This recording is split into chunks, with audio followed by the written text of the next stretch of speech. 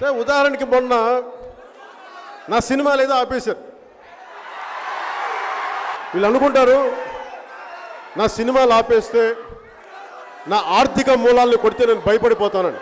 నేను అంత పంతానికి వస్తే నేను ఆంధ్రప్రదేశ్లో ఉచితంగా సినిమా వేసి చూపిస్తాను. అలా భయపడవు. వైసీపీకి ఏం చెప్పాలి? నా ఆర్థిక మూలాలు కొడితే భయపడతామా మేము అంటే ఏంటి కారణం? ఏంటి అంటే కారణం ఏంటి అంటే కాదు అంటే నేను సినిమా గురించి చెప్పట్లా, పాయింట్గా చెప్తున్నా, అంటే ఒక క్రమంగా చెప్తాను. అంటే ట్రాన్స్పరెన్సీ లేదండి సినిమా టికెట్లకి ట్రాన్స్పరెన్సీ లేదు. సంతోషం, ట్రాన్స్పరెన్సీ ఉండాలని కోరుకునే వాళ్ళు మీకు ఉందా ట్రాన్స్పరెన్సీ?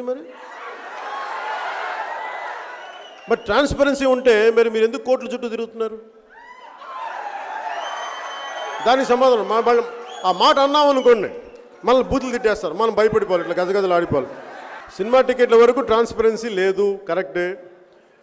మరి మీరు అమ్మే మందుకు ట్రాన్స్పరెన్సీ ఉందా బాబు? మీరు మందు అమ్ముకు ట్రాన్స్పరెన్సీ ఉందా? అంత క్యాషే కదా, లారీల్లో క్యాష్లు ఇచ్చి.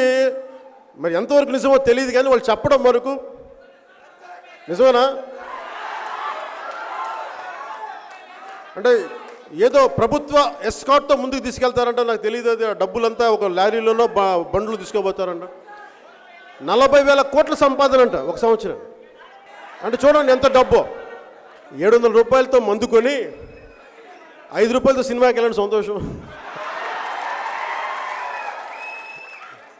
అది అంటే వాళ్ళంట డిస్కరేజ్ చేయడం అండి, ఎక్కువ డబ్బులు పెడితే డిస్కరేజ్ చేయడం అంట. అది వాళ్ళు చెప్పే కథ.